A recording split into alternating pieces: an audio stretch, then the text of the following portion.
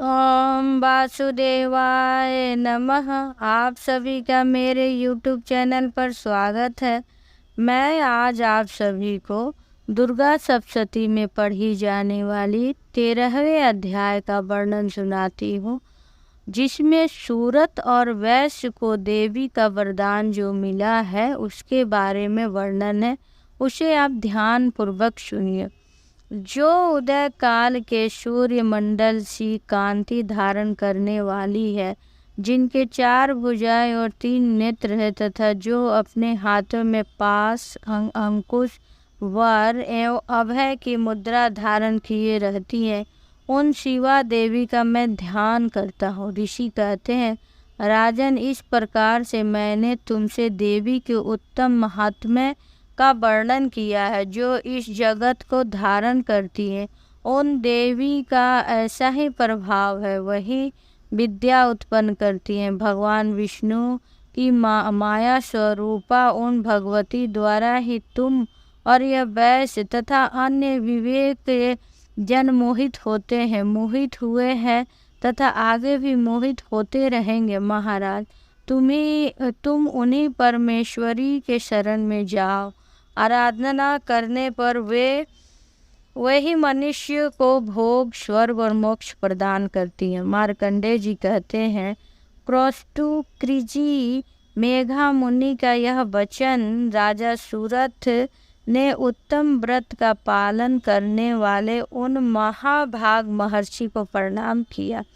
वे अत्यंत ममता और राज्य परहरण से बहुत खिन्न हो चुके थे। महामुनि इसीलिए विरक्त होकर वह राजा और वैश्य तत्काल तपस्या को चले गए।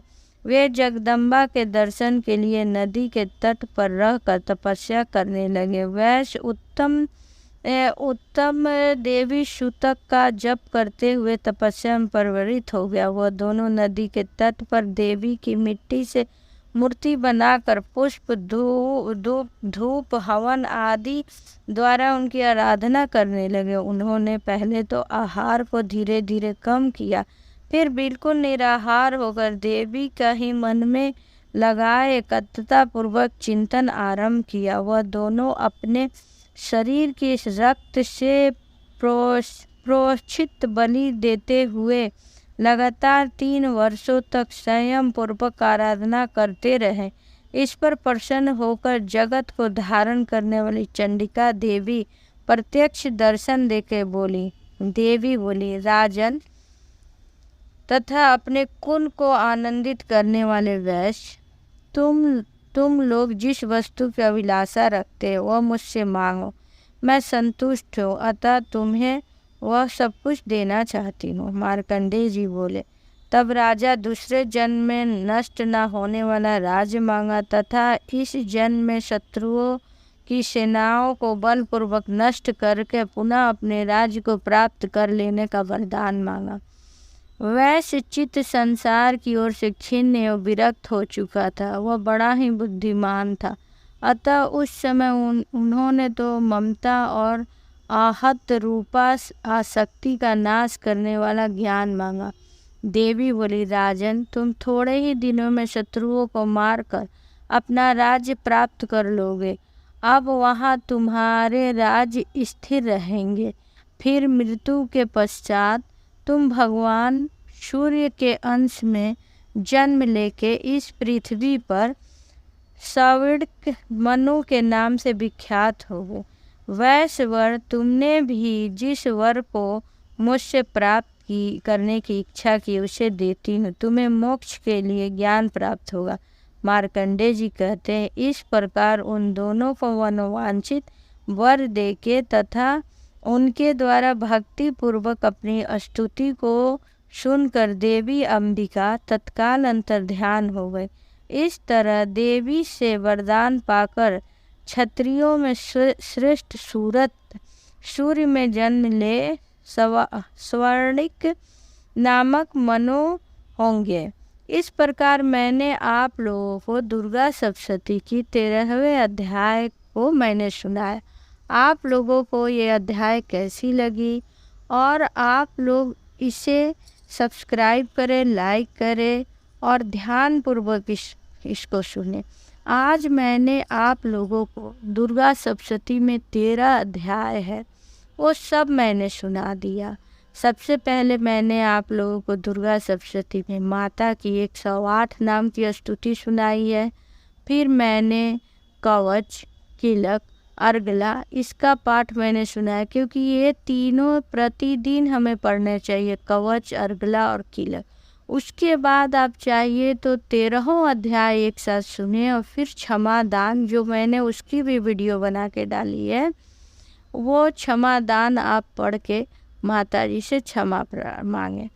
अगर आपसे 13 अध्याय नहीं सुना जा रहा है, समय की कमी है, तो कम से कम दुर्गा जी के 108 नाम, कवच, अर्गला, किलक पढ़ के एक अध्याय पढ़ लीजिए, सुन लीजिए। उसके बाद से आप क्षमा दान सुन लीजिए, ये कर लीजिए। अगर आपसे ये भी नहीं होता है तो आप दुर्गा जी के 108 नाम ले लीजिए। क्षमा दान हमें ज़रूर पढ़ना चाहिए, क्योंकि किसी भी पूजा को हम बहुत अपने तरफ से तो हम बहुत अच्छा करते हैं, लेकिन जाने अनजाने में कुछ त्रुटियां हो जाती है जिसको हम समझ नहीं पाते हैं, तो हम माता से क्षमा मांगते हैं, या किसी भी पूजा में हमें क्षमा दान करनी चाहिए।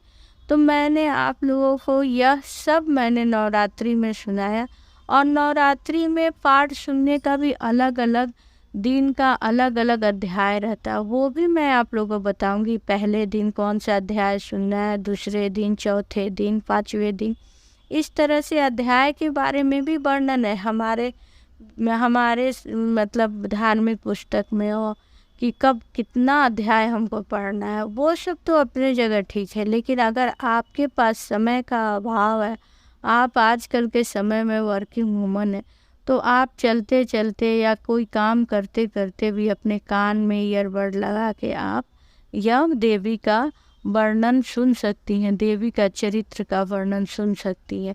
तो इसीलिए आजकल मोबाइल के लिए है, और जो भी हमारे नियम पहले बने थे वो उस समय के अनुसार नियम बने थे, जब हम इतने बिजी नहीं रहते थे, और पूजा पद्धति का सब रूटीन जो था हम लोग का थोड़ा अलग रहता था। अब जब आप ऑफिस से ही 10 बजे आ रही हैं, खा पी रही हैं, सब कर रही हैं, तो मुश्किल हो जाता है।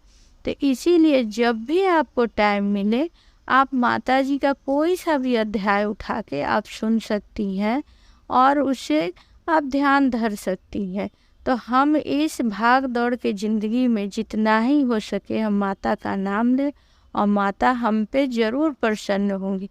सबसे बड़ी बात है हमारे मन की शुद्धता। अगर हम सच्चे मन से बस ओम दुर्गाय नमः भी बोले तो भी बहुत बड़ी बात है।